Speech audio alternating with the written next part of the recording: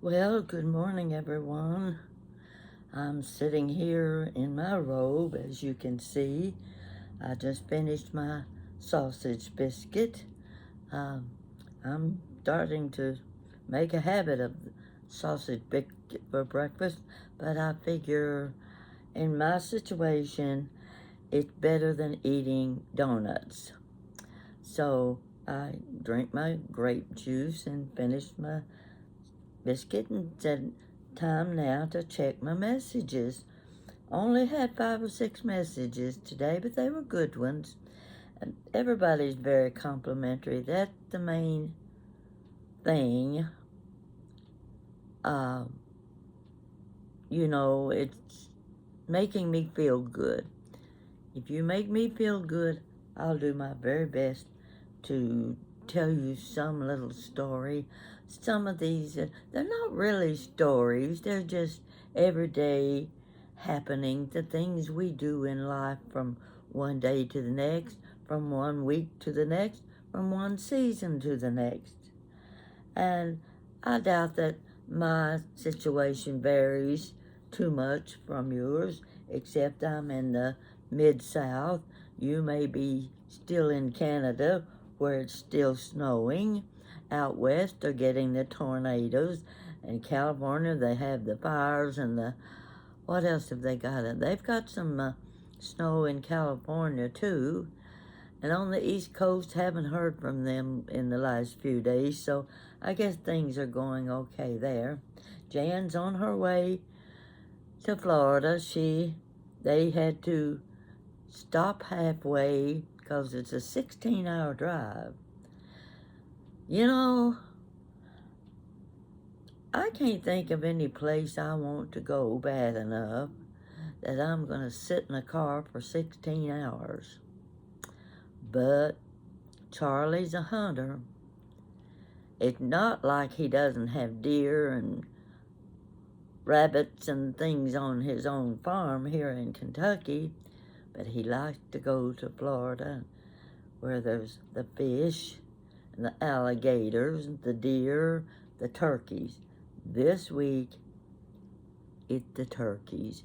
He wants to get that turkey so he can prepare it, get it in his big deep freeze, and he's got 1 or 2 new recipes, a new big fryer that he's using, and he's doing a pretty good job with his cooking. So I've already tried the fish. I'll vouch for him on his fish. He did a good job, looked as good as it tasted. So I'm waiting for Jan to find a few thrift shops, which I know she's going to look for them, and they do have some good ones in Florida and in South Carolina. I'm more familiar with the ones in South Carolina than I am Florida. So I don't really have anything I wanted to discuss except to say that lately I have noticed it's hard to tell by your password. I guess you call it a password. Sometimes I don't know if it's male or female that I'm talking to, unless they identify themselves as one or the other. But I've noticed I've been getting several good comments from men.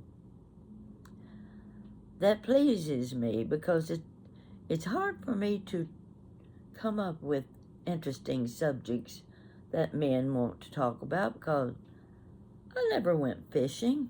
I don't know anything about fish. I never went hunting.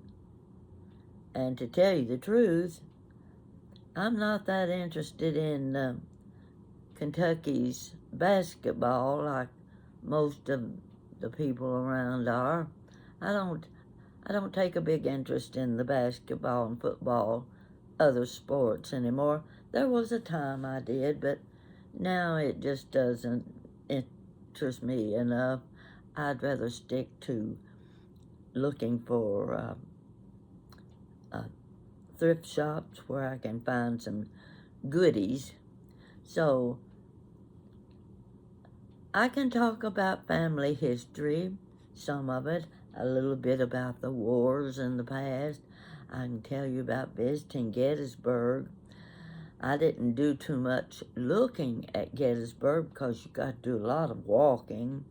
And my friend, there were 4 of us, and 2 of us weren't very up to walking during the week we were there.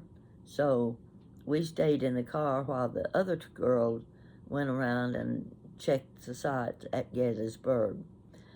Yeah, only thing I know is I had a great uncle who was in the Battle of Gettysburg. He was one of those that died. So that's one subject. If you're interested in the years in the past of the different wars and things, I can hit on it a little bit, but not very much. And it's my family that I'm talking about. But then again, when I'm talking about my family, I'm talking about yours too, because your family went through the same era of whatever was going on in the United States, whether it was in the East or the West. And I had great-grandparents who started from North Carolina. They were headed for, I don't know where they were headed for, Oklahoma, maybe Texas, but they didn't get any farther than Southwest Virginia. Their wagon broke down. They already had 3 babies. They had to do something and do it fast. Now, you would think, oh, okay, so the wheel broke on the wagon. Now all of their belongings were on this wagon. And these 3 baby boys, they had to do something. So they just stopped right where they were in Southwest Virginia, and they started building their own place to live, and that's where they settled for the rest of their lives. That's where my grandfather was born, and that's where my dad was born. So they're just bits and pieces of history in my family that pertains to everyone's history, and I can talk about that a little bit. But my point is, women can relate. I can relate to the women very much. But I also want to be able to relate to the men. I want to talk about the things that interest them too. And I'm very limited. So I'm going to ask you to stick with me. Maybe you can offer some suggestions, and maybe I can follow through with what you are interested in. Who knows what might come out of these storytelling situations. Well, while I was sitting here, now I've got this little table in front of me. It used to be called a coffee table, but it's got shelves underneath where I can put books and paraphernalia and pens and pencils and what have you for use while I'm working on my YouTube.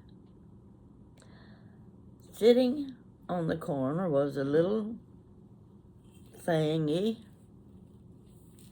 Why have I got this sitting on the table? I think I took it out of my china cabinet, and I said, I don't really need this. I don't have a collection of any kind like this. Why have I got it, and where did I get it? I don't remember where I got it. Okay, I'm going to show it to you. You see this? It's right pretty. but it's the only one I have. So take a look. Watch as I go around. Got little violets on it. I don't know why, but violets and lily of the valley flowers are small, always seem to be an attraction for women when they're looking at china and things. Now, see this? Okay, I'm going to describe it to you. This is a shaving mug. My dad had one. His had a big chip broken in it. But that didn't make any difference. When Jan saw it, she wanted it. Papa's shaving mug. It still had his shaving brush and one of those little round bars of soap. Okay, what you see here, this is where you laid the brush, where they put the shaving cream on. Put it right in here. See these little holes? That's where your little bar of soap was. And then as you used your shaving brush, see this opening here? That's where the drainage was for the moisture and the soap and what have you. And you could set your brush down in there in between shaving. Okay. I don't need this. I'll just give it to Jan, tell her to put it in her booth and sell it. Well, I got to looking inside. It still has the price tag on it, and I'll guarantee you, I didn't pay the price that's on this price tag. It says it was Prussia. That's on the bottom right here. So tiny I can't even read it. But the price tag, says Prussia. And guess how much someone was asking for this little shaving mug? $48. I better think about that twice. Do I really want to sell it? Pretty, isn't it? I think I'll just keep it. It'll go in the cabinet with my china and crystal. Yeah, doesn't take me long to change my mind on things like that. Yesterday, my two friends from Ohio, they met me on YouTube. They took a liking to me. I guess I must have done something good. So they decided they wanted to meet me, and it's been several months. We've been communicating, we've been seeing each other, and yesterday they decided they wanted to come down. They wanted to do a little thrifting with me. That's because Jan's on her way to Florida. So she's going to be gone several days. So we went out. Now both of these ladies are younger than I am. And the driver was driving a red Cadillac. Prettiest thing I've ever seen. Her husband is a mechanic, and he keeps her car in perfect condition. And I think she said it's the year 2000 or 2001. So she's had that car at least 24 years. Not a speck of dust on it. It's the prettiest shade of red I've ever seen. And I just look at that car, and as someone might say, you start to lust. Who wants one of these fancy new cars with 25 buttons on it that you don't know how to use? You don't know how to turn on the heat and the air. You're trying to get the air conditioning, and all you're getting is heat. I can't figure out how to do the headlights. Where's the button for the headlights?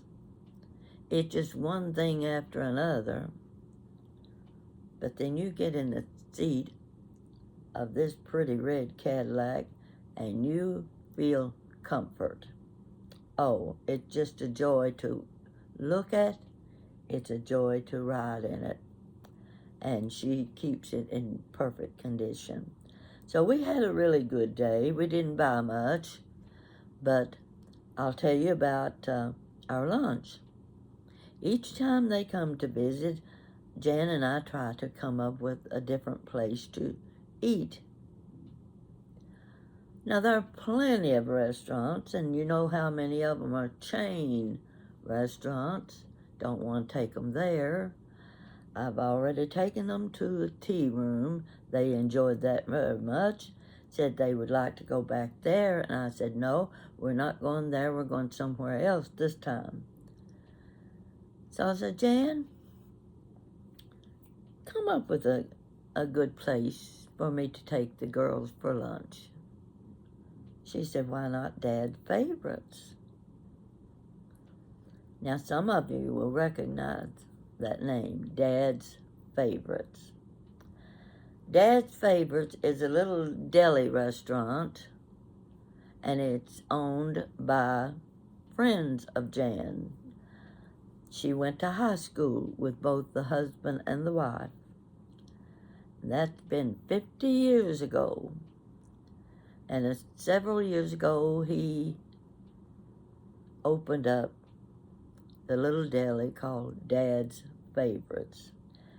He has his own cheeses. They're in the little cartons like your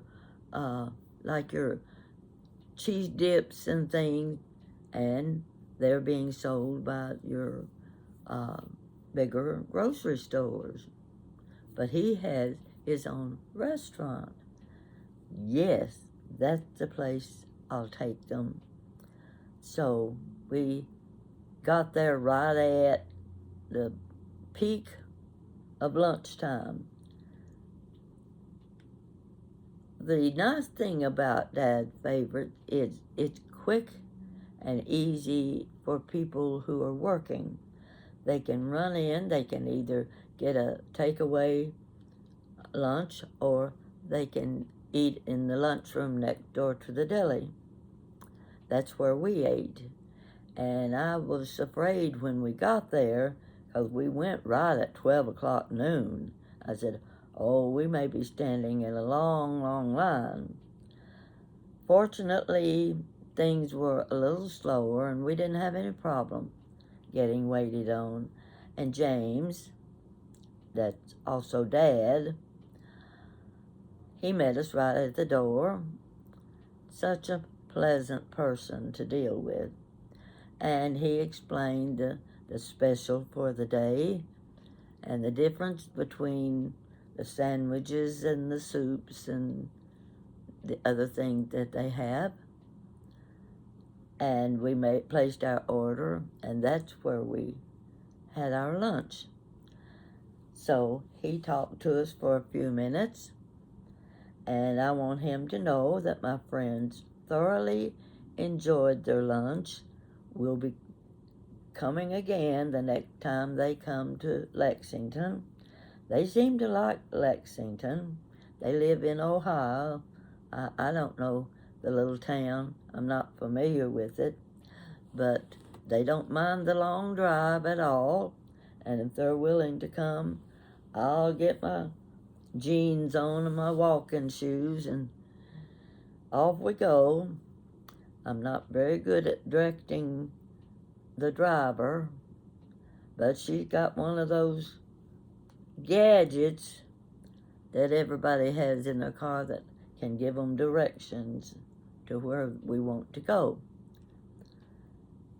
So they left out about 6 o'clock yesterday afternoon. I came home.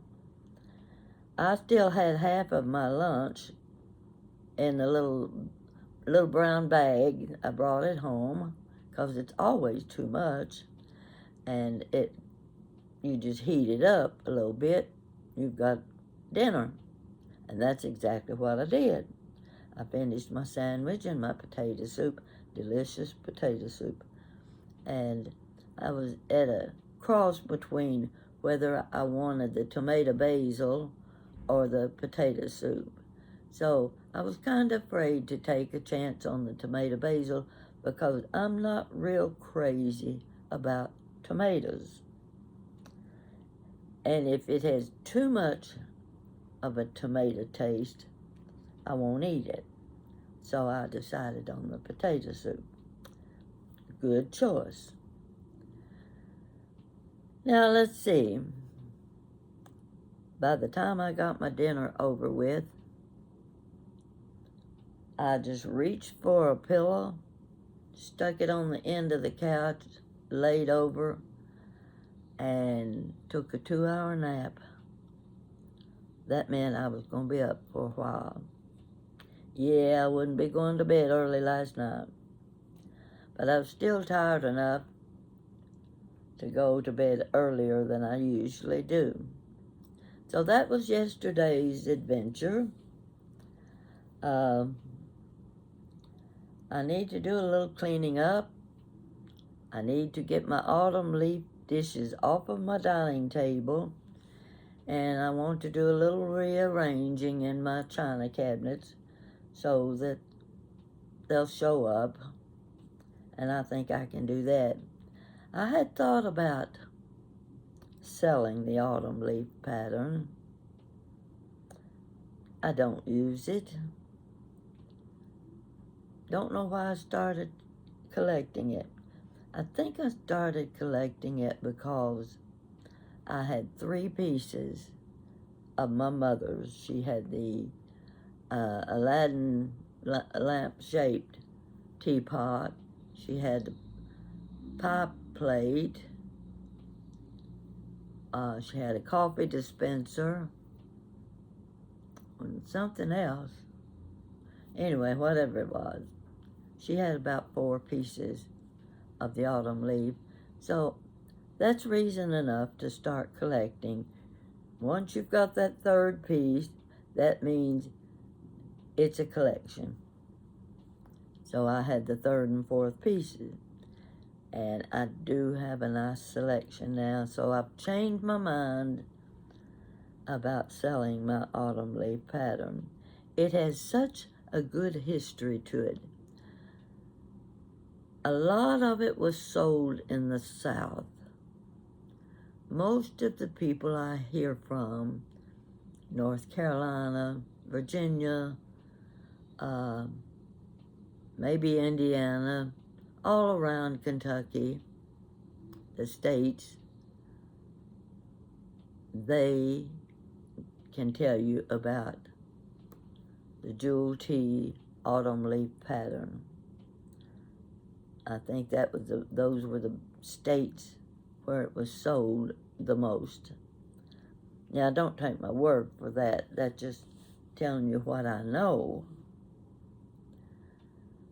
So, I know there had to be something else I was going to talk about. As a matter of fact, you've never seen this book right here. Can you see that? It says, Room at the Foot of the Bed. Isn't that a cute little picture on the front? 3 little girls in bed. Well, I worked with a lady who was a very good artist, and I said, would you sketch a cover for my book? Now, this book is actually family history. I'm talking about my own family.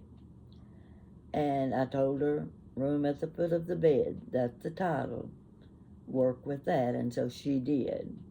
And she used a little iron bed, 3 children at the head of the bed. Now, when company came, they came bearing 2 and 3 and 4 children with them. Where were they going to sleep? Well, there was always room at the foot of the bed. Now, funny situation, one of my good friends from northern Ohio.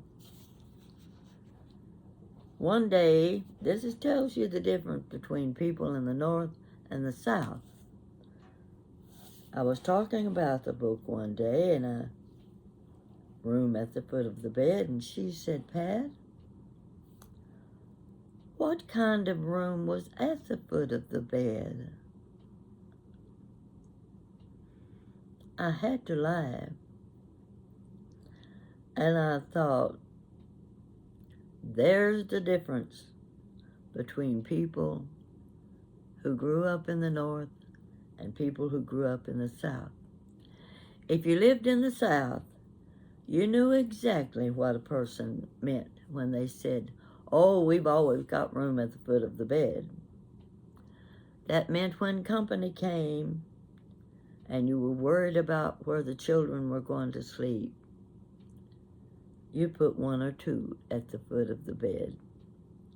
So I had to explain that to my friend. And it never occurred to me the picture she would have in her mind of the title of my book. So I thought it was kind of cute in a way, because it just displays to you the difference in how the Northerners think and how the people from the South think. So here's my book. Oh, and you can see I typed all of this. Now, this one was not published. It was just printed. It was printed for cousins and family members who were interested in our family history. And you see all these little graphics. Let's see what that one, oh, there's a wagon, there's fruits, there's the old cook stove. See the stove right there? That's the kind of stove my grandparents had. You can see where they had the water tank on the left. See, it sticks out on the left. And at the top, in the back, that's where you set your casseroles and dishes to stay warm. And of course, the coal was in the bottom of the stove under the burner, little basket. So I went all the way through, and anywhere I could, oh, look at this one. There's your horse and buggy. Wonder what I was talking about. Let me see what I may have been talking about there.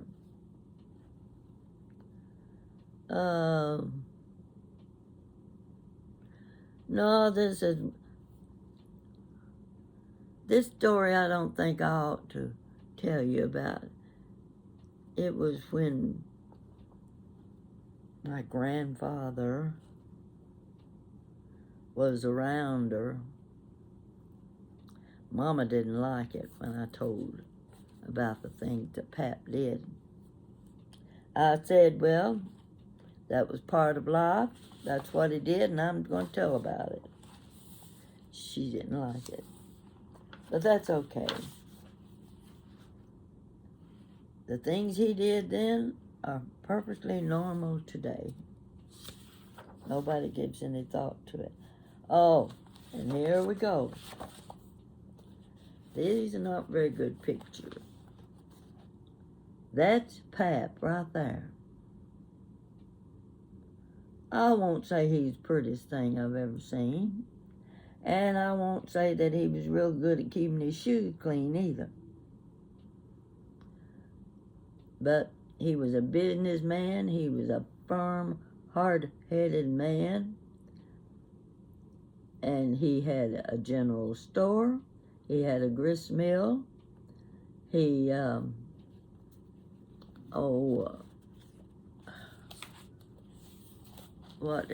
he shoed horses, made wagon wheels for all of the farmers. And the picture beside him, now this one is not easy to see, but I can't see it myself. See the girls and the boys back there? Those were all my mother's sisters and brothers. My mother is not in that picture. There's 4 boys, 4 girls, Grandma and Grandpa Rowlett. I don't know, maybe that may have been a reunion that my mom and dad was not able to attend. But anyway, that's the way they looked way back then. So this little book, the first one that I wrote, I sent out letters to all the cousins, and I said, send me $12, and I'll send you the book.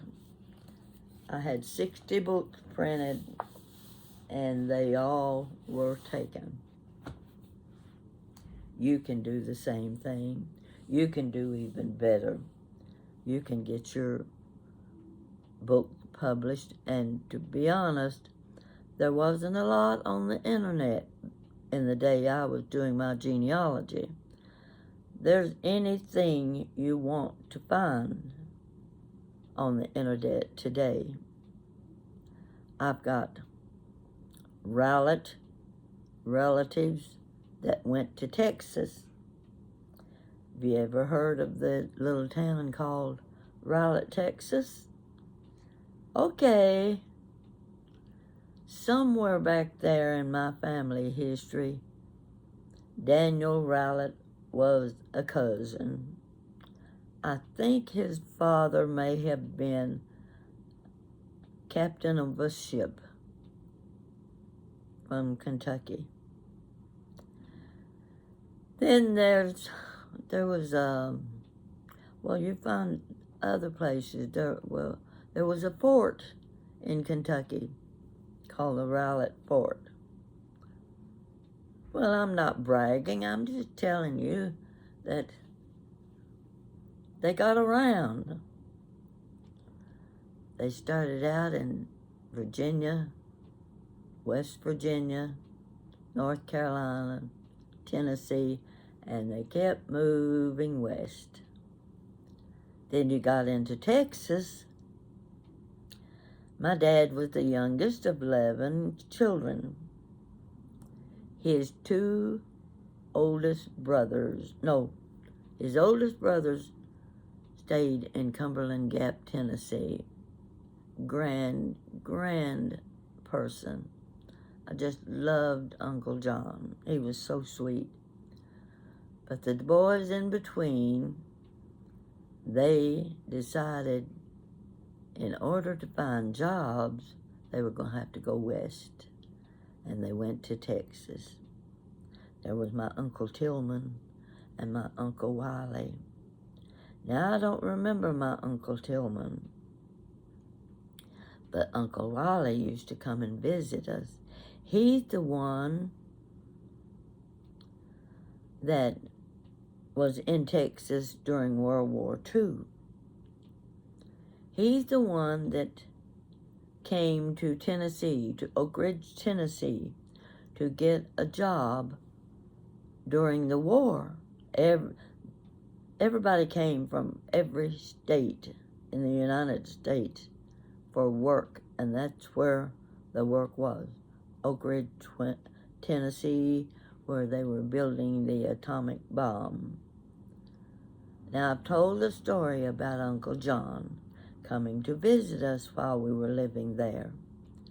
And Daddy was supervising the building of houses and dormitories. They built about 30,000 houses in Oak Ridge during World War II.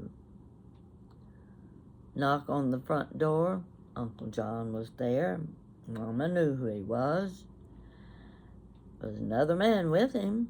He brought him in. Mama called through the house. Daddy was in the kitchen. She said, "You've got company." He came to the living room. Uncle John greeted him, and he said to my dad, now my dad at that point,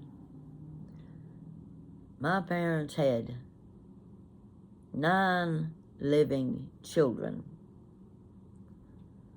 The last time my dad saw my Uncle Wiley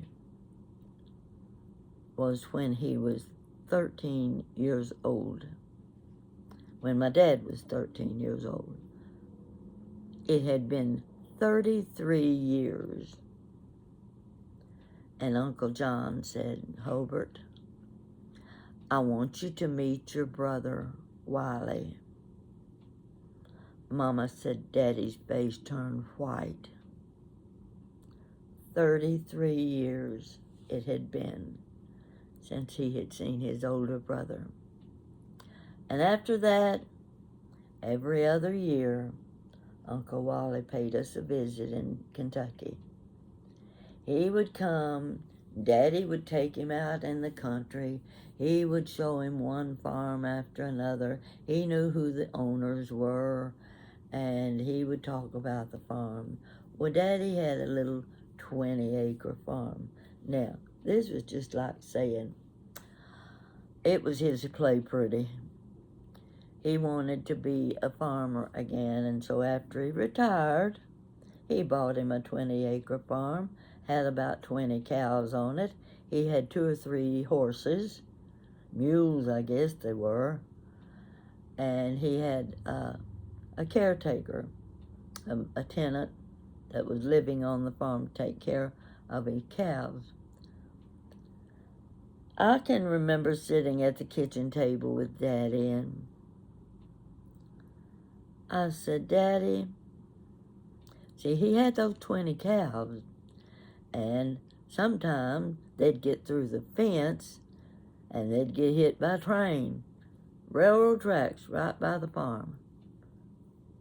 The tenant would call Daddy and say, Mr. Egypt, one of your cows got through the fence, got hit by a train. You're going to have to come and haul it off. So Daddy'd get in his pickup truck and he'd drive down to the country. He'd get the cow, take it up to the slaughterhouse. So I was sitting in the kitchen with him, and I was thinking about, what does Daddy do with those cows? Why doesn't he have them prepared so that Mama can have lots of beef and feed the family with their own cows? And I said, Daddy, you know what? It would be awful nice to have some good hamburger and some steaks that we could have at home. He just grinned real big and he pointed his finger over like people will do over his shoulder. He says, right down there at the A&P, sis. In other words, if I wanted beef and good hamburger, I could go to the A&P Tea Company and buy it. He was not going to give up his cows to feed his family. They were his. It's like a little boy playing with his horses and his cows and his little stables and things like that. Daddy's 20-acre farm was for his enjoyment, and he did enjoy it very much. So that's just a little side story, about my dad. I don't have too many stories I can tell about him because he never talked about his family. And of course, being the youngest in the family, his family was all gone. His mother died when he was a baby. His father died when he was 13. He didn't have any family stories to tell. So I always felt sorry for him for that reason. But he was a good man, a hard-working man, and he believed if you want an education, you'll get it. You can work and go to school and pay for your own education. He went to the 8th grade, and after the 8th grade, he was alone. He got a job working for the L&N Railroad, one of the best workers they had. That's according to what the supervisor said. He was one of his best workers. My dad taught himself how to do things. He built railroad bridges, repaired railroad bridges. I don't know what all he did, but he was a worker, and he believed that if you want it, you work for it. That's what he told me. You can go to college, but you'll earn it yourself. So that's just a little about my dad. I'm just picking and choosing things, looking up at the pictures on the walls. And I'll tell you what, the sun is so bright today. I believe we're going to be seeing some daffodils and crocuses and a few tulips before long. And there's nothing I like better than going out and picking somebody else's fresh flowers. They're not my flowers. No, I wouldn't do that. I wouldn't do that. But, let's see, we haven't gotten to St. Patrick's Day yet, have we? Wow, that's this weekend, isn't it? Isn't it the 17th? I'll see what I can do. Maybe I can put a new table arrangement in green. If I can find something in the house that's green, I'll put a table setting for you and show it to you. I've talked too long. My hair is as it was when I got out of bed. I've got my robe on. Time to get my clothes on, and I think I'm going to get in my car and go for a drive in a little while. You take care. Keep watching me. Tell me about your friend. Tell your friends about me. When I check my messages and only see one or two, it bothers me. I think, oh, people aren't watching me. Please don't stop watching me. I depend on you for my enjoyment each day. This is the pleasure I get from getting out of bed in the morning and before I go to bed at night, is reading your messages, learning the little things that you have to do, the little things that you say, and I want the men to respond to me as well. I'm not interested in men as boyfriends. What does an 89-year-old woman need with a man except to get her battery started in her car and stop the leak in the bathroom? You know that's basically what I need these days. Do my little repair job for me, and I'll be happy, and just be my friend. Yes, nothing like a good friend. Will you be my friend? Thank you.